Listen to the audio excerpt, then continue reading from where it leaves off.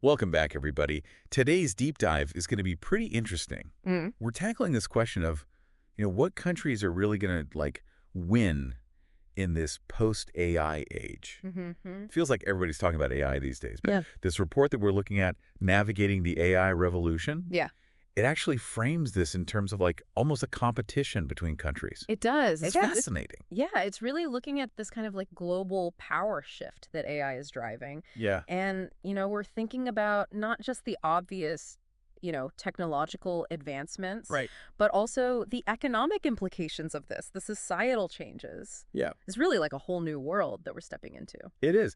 And so this report, it lays out these 8 different factors that it uses to assess a country's potential Yeah. in this AI race. I mean, we're talking about government Sure. policies, their culture, Mm-hmm. how much they value innovation, Yeah. their tech infrastructure, of course. Definitely. It's not just about having the fastest computers. No, it's much more nuanced than that. Yeah. And I think one of the things that's really interesting about this report is it highlights Yeah. some kind of unexpected player. Oh, totally. It's Yes. not always the countries that you would think of immediately Exactly. who are going to be the front runners. Yes. So, of course, we have to start with the big two, the U.S. and China. Right. I mean, they're kind of the obvious contenders in a lot of ways. They are. They are, Right. but in very different ways. I think, the U.S. has always had this culture of innovation.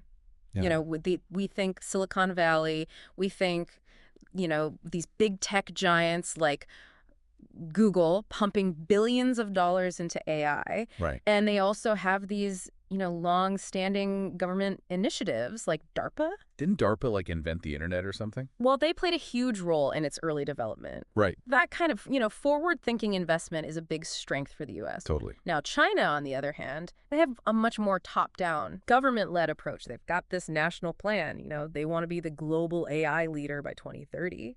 And they're really putting resources towards that. And you can't discount the fact that they just have this massive population. Oh, absolutely. Like over 1.4 billion people generating so much data that can be used to train AI. That's a key point. The data is like the fuel for AI. Mm. And they Mm. have a lot of it, particularly in areas like facial recognition, where they've really excelled. Yeah. I mean, it seems like both of these approaches have their own strengths, Mm-hmm. but, maybe also some potential drawbacks. Like you can imagine the U.S. maybe getting bogged down in regulation. Overregulation. Exactly. Or political gridlock. Yeah. Versus China maybe running into concerns about data privacy and control. Absolutely. Those are definitely things to watch. Yeah, it's like this classic trade-off between freedom and control, right? Mm-hmm. And how that plays out in AI. I think it'll be fascinating. Absolutely. So, okay, we've talked about the U.S. and China. What about the European Union? Mm-hmm. Can they kind of keep up in this race, or will they be left behind? That's a good question. I think the EU is really charting its own path here. Okay. They're really focused on this idea of ethical AI. Right. And they're known for, regulations like GDPR. Yeah. Really prioritizing data privacy and making sure that AI is developed in a way that aligns with their values. So do you think that could actually be a strength for them? I think it could, Yeah. in a world where people are increasingly worried about AI, Yeah. worried about, their data being misused. Right. The EU's approach could be very appealing. Almost like a selling point. Exactly. Like, trust us, we do AI the right way. Yeah. And that could attract, talent investment from people who are maybe a bit wary of those other approaches. That makes sense. And plus, they have a strong foundation in a lot of industries that are ripe for AI disruption, Mm-hmm. like manufacturing, automotive. Absolutely. So maybe they could carve out their own niche. I think. Right. So we've got these giants slugging it out.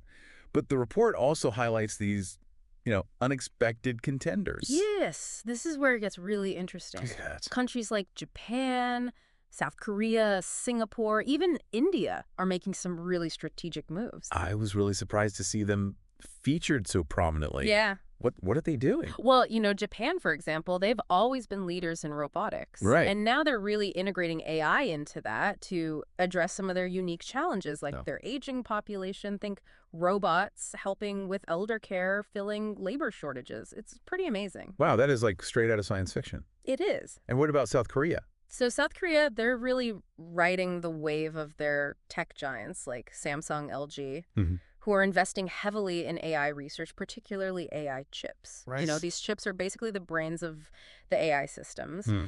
And they're also, early adopters of 5G. Oh, yeah, super fast internet. That's crucial for a lot of AI applications, especially things that need real-time data analysis. Right, right. Now, Singapore is interesting because they're tiny, Yeah, but they've created this incredibly business-friendly environment right. that's attracting AI startups from all over the world. Okay. And they have this smart nation vision Okay. where they're using AI to optimize all sorts of things. Like what kind of things? I mean, everything from traffic flow to personalized education. It's really impressive. Wow, it sounds like they're going all in on this. They are. They see AI as key to their future. Then there's India. Mm-hmm. I mean, they have this massive IT workforce already. Yes. Huge asset. So are they going to become like the AI powerhouse? I think they have the potential. You know, they have this massive young population, Right. a burgeoning tech sector. They could really be a force in areas like software development, Hmm. data analytics, which are really crucial components of the AI ecosystem. And they've got a government that seems to be really supportive of it too. Yeah, they launched a national AI strategy a few years ago Right. that's really focused on, using AI for social good and inclusive growth. So it's not just about, economic dominance. No, it's about making sure that AI benefits everyone. Right, trying to lift people up with it. Exactly, using AI as a force for positive change. All right, so we've covered the heavy hitters, Mm-hmm. the EU doing its own thing, Yeah. and these like surprising contenders. Mm-hmm. It's really shaping up to be a really interesting race. It is. But there's one more country that I'm really curious about. Oh, yeah. The report called it a wild card. Ah, you must be talking about Israel. Yeah, they're tiny, but they're like this tech powerhouse. They are. They punch way above their weight. But what is it about them? Well, a lot of it stems from their focus on defense research and development. Okay, They've always had to be innovative in areas like cybersecurity and data analytics. makes sense given their, geopolitical situation. Right, and that expertise is now spilling over into the civilian tech sector. So it's kind of like how Silicon Valley got its start with ties to the military. Exactly. Sometimes those connections lead to unexpected breakthroughs. Totally. So it seems like size isn't everything in this race. No, not It's drama. about having the right ingredients, Mm-hmm. the talent, the resources, and that culture that really embraces risk-taking and innovation. Absolutely. This AI landscape is so diverse. It is. I mean, all these different countries are taking such different approaches. And I think that's what makes it so fascinating to watch. Yeah, and it's important to remember that, this is just a snapshot in time. Mm-hmm. Things are changing so quickly. Absolutely. AI is evolving at an incredible pace. So the countries that can adapt and learn the fastest are going to have a real edge. Absolutely. All right, so we've looked at the players, but what does it actually mean to win in this post-AI age? Mm-hmm. Like, is it just about economic dominance? Yeah. Or is there something more to it? We'll be diving into that very question next. Sounds good. Yeah, that really is the big question, isn't it? I mean, what does winning even look like? Right, because like what good is all this fancy tech Mm-hmm. if it doesn't actually, make our lives better? Yeah, exactly. AI should be a tool to solve problems, Yeah. not just create new ones. So are we talking about, just purely economic dominance, Mm-hmm. technological superiority? I think it's more than that. Yeah.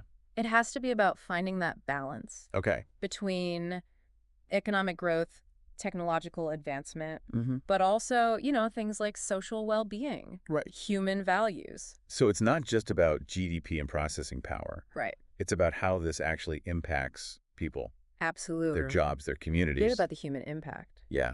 And that's why I find like the EU's approach so interesting. Mm-hmm. It's almost like they're saying, hey, we're not just going to like race to the finish line here Right. without thinking about the consequences. They're taking a more deliberate approach, really emphasizing things like transparency, accountability, Mhm. making sure that AI systems are explainable, Okay. that people understand how decisions are being made. That's huge, right?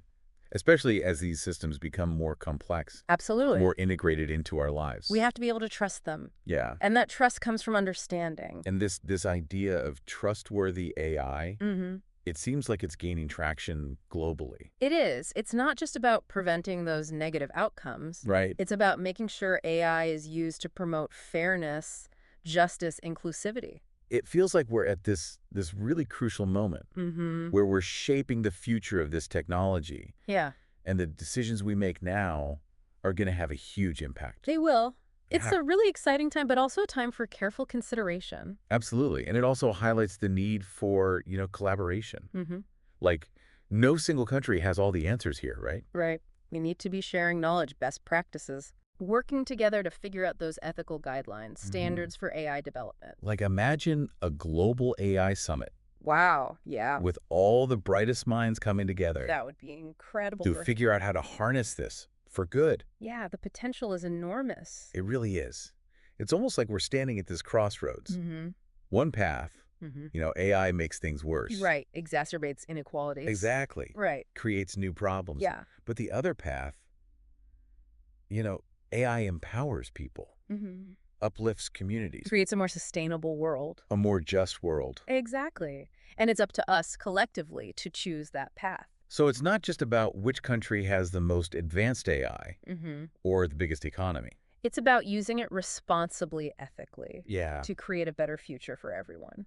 Okay, so we've talked about what it means to win. Mm-hmm. But let's get practical for a second. Okay. This AI revolution is happening now.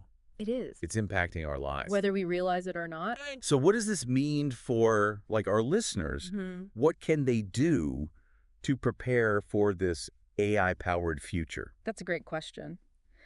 I think one of the most important things is to embrace lifelong learning. Okay. The skills that are in demand today might be obsolete tomorrow.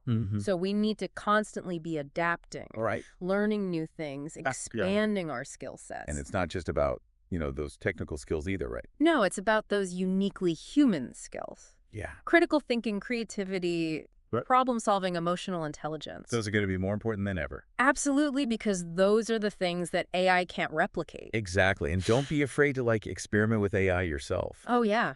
There are so many resources available. I mean, you can learn to code online. Mm-hmm. You can build your own AI models. There are open source tools. It's about staying curious, Yes. exploring new possibilities, Exactly. and figuring out how you can use this to make a positive impact. Because ultimately, the future of AI is not predetermined. It's being shaped by us. Right. The choices we make, the conversations we have, the actions we take. It's funny.